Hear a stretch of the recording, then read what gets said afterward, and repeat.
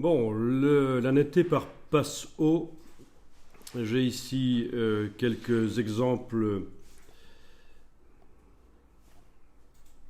Voyons un peu.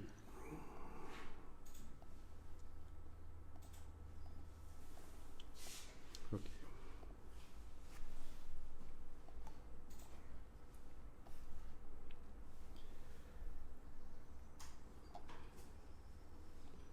Mhm.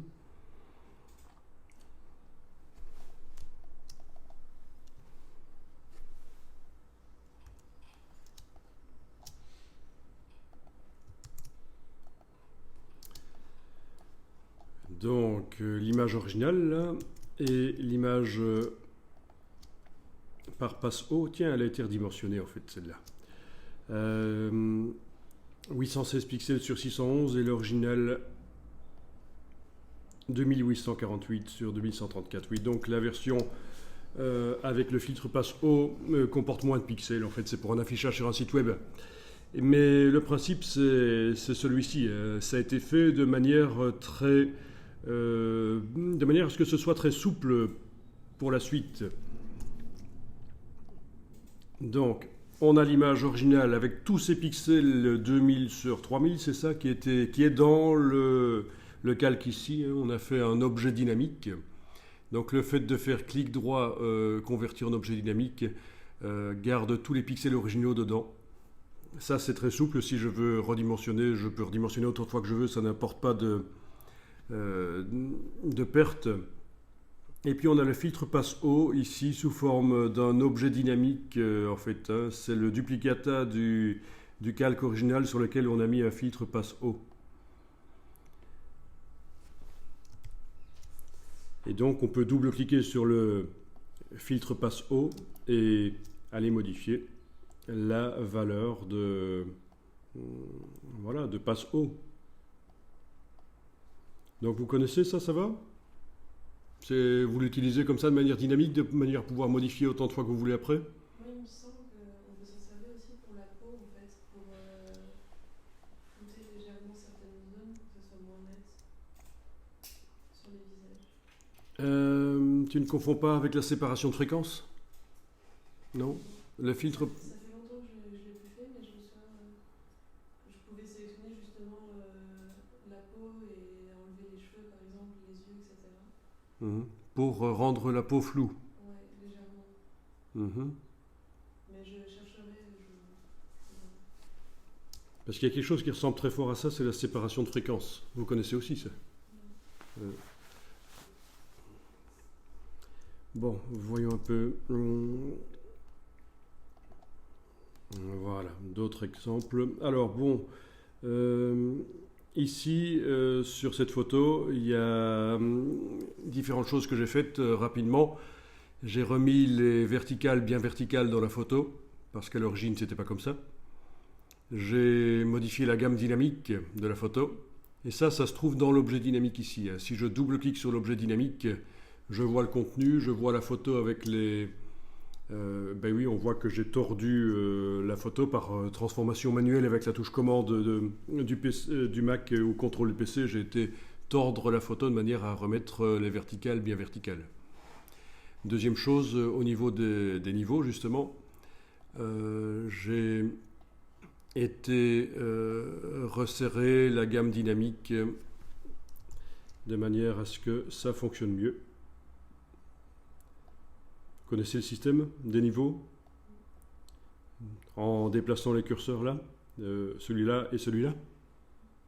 Oui, pour que les informations de l'image se répartissent mieux sur toute la gamme dynamique possible. Donc je ferme ça, je reviens donc dans l'image. Donc ce que je viens de vous montrer, c'est le contenu de l'objet dynamique ici. Et puis on a un filtre passe haut qui amène de la netteté, et pour qu'il n'agisse pas sur les arbres, dans ce cas-ci j'ai mis un masque de fusion sur le filtre passe haut. Si je le désactive, on voit que ça agit sur les arbres. Voilà. Avec filtre renforcement accentuation ou accentuation optimisée, netteté optimisée. Oui, ça peut se faire aussi. Mais c'est moins moderne en fait. Ceci donne plus de possibilités en fait. Ok. Parce Oui. que c'est sous forme de calque. L'autre, c'est peut-être pas sous forme de calque. L'accentuation, c'est également sous forme de filtre dynamique si on l'applique sur un objet dynamique. Ah oui.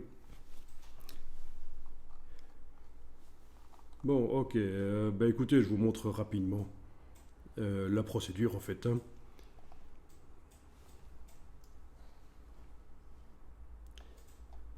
Ok. Donc, je double-clique sur la loupe pour voir l'image à l'échelle 100%. Ok. Donc une image quand même de grande dimension, 2800 sur 2100, hein, relativement grande dimension. Si je veux l'utiliser sur le web, je vais faire ceci. Je vais la redimensionner. Alors, ben oui, si on me dit qu'elle doit rentrer dans une cellule sur une page web, hein, ce qu'on appelle un div, on me fournit la dimension. Et là, c'est facile, je vais dans Image, taille de l'image et je redimensionne. Sinon, si je peux mettre l'image à la taille un peu que je veux sur la page web, je vais pouvoir choisir dans Photoshop la taille que je lui donne. Alors l'idéal, c'est au niveau... là, je suis en train de vous donner des astuces pour faire des sites web en fait, hein. Mais après, l'astuce passe haut sert pas seulement pour les sites web. Donc l'idéal, quand on décide de la taille de l'image dans Photoshop, en vue de la mettre sur une page web, l'idéal c'est de mettre le moniteur à 1024-768 qui est la valeur moyenne d'un écran d'internaute en fait, hein. Comme ça vous vous mettez dans les conditions de visualisation des sites web de la plupart des internautes. Bon, ben, je suis déjà comme ça parce que le projecteur ici est un peu vieux et donc il ne me permet pas apparemment d'aller plus haut. Enfin si, on peut aller plus haut mais ça clignote alors. Donc voilà, je suis déjà dans les conditions 1024 sur 768. Je vais dans la palette navigation, menu fenêtre navigation.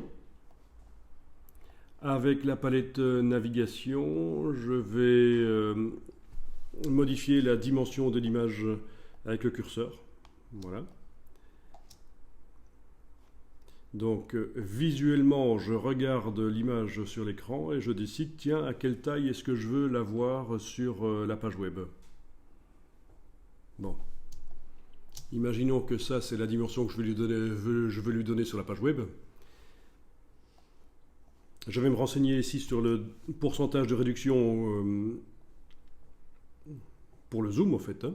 Je suis à 15-72% pour le zoom. Je copie ça, sans le signe %, et je vais réellement diminuer la taille de l'image en allant dans Image, taille de l'image, en me mettant ici en %, et je vais inscrire ça. Mais, par sécurité, si jamais je voulais changer encore la taille de l'image par la suite, j'ai intérêt à faire en sorte que tous les pixels de l'image, les pixels qui sont au nombre de 2800 sur 2100, restent dans le calque. Et pour faire ça, je fais clic droit, convertir en objet dynamique. Donc c'est un calque conteneur, l'objet dynamique, tous les pixels vont rester dedans. Même si je réduis le nombre de pixels de l'image, ils seront dans le calque en fait. Ok, image, taille de l'image, je me mets ici en %, je mets le pourcentage que j'avais trouvé. Rééchantillonnage bilinéaire, c'est bien parce que si je suis en bicubique lunette réduction, ça va m'amener de la netteté sur l'image et en fait la netteté je veux l'amener de manière manuelle par le filtre passe haut, donc je me mets en bilinéaire, c'est pas plus mal. Donc je vais passer à une image de 443 pixels sur 332, typiquement web en fait, hein. Voilà. Quand je double-clique sur la loupe pour la voir à l'échelle 100%, je vois l'image avec le facteur de zoom, la dimension que j'avais choisie. Vous comprenez le principe en fait, hein. Je me sers du curseur de zoom pour décider la dimension que je veux donner à l'image sur la page web. Une fois que j'ai joué sur le curseur de zoom, je vais copier la valeur que j'ai trouvée là, je la mets dans Image, taille de l'image, pour réellement modifier l'image, lui donner la dimension que je veux. Les objets dynamiques, on avait vu, hein. Si je réduis maintenant la taille de l'image à 10%, j'ai 100 fois moins de pixels. C'est évidemment atroce. Mais tous les pixels originaux étant dans l'objet dynamique, je peux éventuellement ici revenir et indiquer 1000%. Donc voilà. Et voilà. Les détails réapparaissent. D'où l'intérêt de travailler sur un objet dynamique. Je peux changer la dimension de l'image, les pixels autant de fois que je veux. Tous les pixels originaux sont toujours là. L'image, est-ce qu'elle pèse plus lourd du coup? Ah, du coup, elle pèse le même poids qu'elle avait au départ, oui. Ouais. Ah oui. Mais ça, c'est une version PSD, c'est une version Photoshop, et évidemment, pour le web, je devrais faire à un certain moment une version JPEG. Et les versions JPEG, si on peut en faire des centaines d'un coup en moins d'une minute grâce au processeur d'image, en fait, qui va convertir des PSD en JPEG. Alors oui, le principe du pass haut, il y en a qui connaissent et d'autres pas, donc j'explique quand même. Le principe du pass haut, c'est que je vais dupliquer le calque.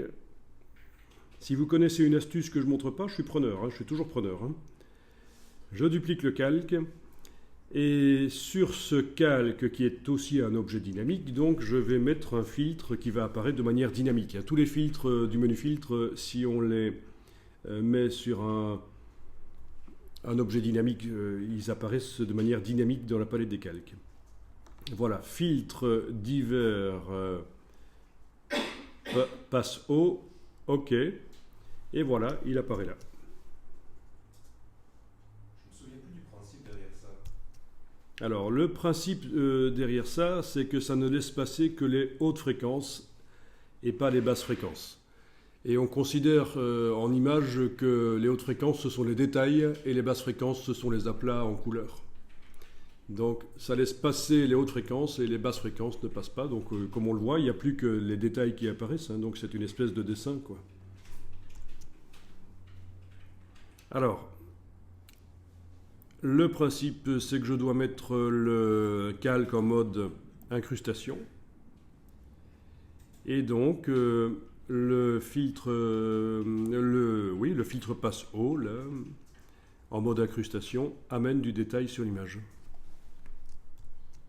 Quel est le détail que je veux? Je double-clique sur le filtre et je vais pouvoir jouer sur le curseur pour indiquer la quantité de détails que je veux sur l'image. Si je monte très haut, ça va modifier le contraste. C'est le même principe que le réglage accentuation. Donc, c'est du cas par cas, en fait. C'était ça qui fait une version floutée de l'image, puis après il vient superposer l'image de base. Non, ce dont tu parles, c'est le filtre accentuation. Mais oui, en fait, oui, en effet, tu as raison. Pour trouver la version ici qui ne montre que les traits, en effet, il fait une version floue de l'image et puis il compare, en fait, oui. Il compare avec la version originale et les endroits où ça n'a pas, les endroits où c'est différent entre la version floue et la version nette, c'est là où se trouvent les frontières, en fait, les traits de l'image. Oui, c'est le principe toujours du masque flou. Donc, ok. c'est une fréquence et... Ah, ici, il n'y a pas de... Oui, non, il y a une coupure de fréquence ici. Mais ce n'est pas vraiment une séparation de fréquence. Ce n'est pas la technique encore de la séparation de fréquence. C'est quoi la différence entre les deux? La différence entre les deux, c'est qu'avec la technique de la séparation de fréquence, on aura sur un calque les détails et sur un autre calque les aplats de couleurs. On aura vraiment séparé sur deux calques les informations. Bien. Donc, du détail qui... Je vais quand même zoomer. Normalement, il ne faut pas zoomer pour ça, mais pour qu'on voit bien sur la projection, on voit que ça amène du détail sur une image minuscule au niveau du nombre de pixels. Je vous rappelle, c'est une image web ici. Si je veux qu'il n'y ait pas de détails à certains endroits, je vais ajouter un masque de fusion qui fait tout apparaître et dessiner au pinceau en noir sur ce masque pour empêcher donc que certaines parties de l'image ne soient accentuées, ne soient détaillées en fait.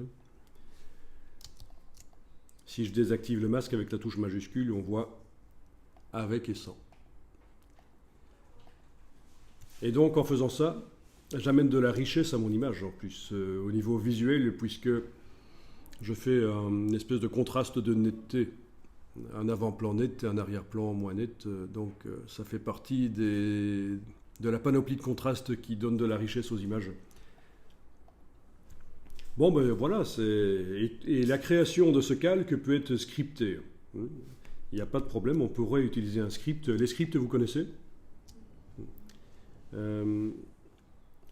Donc ça peut être scripté pour que automatiquement, par un simple bouton ou un raccourci clavier, le calque passe haut, se fasse, le filtre soit là, le masque de fusion soit prêt à recevoir des pixels noirs. Bon, que dire de plus ?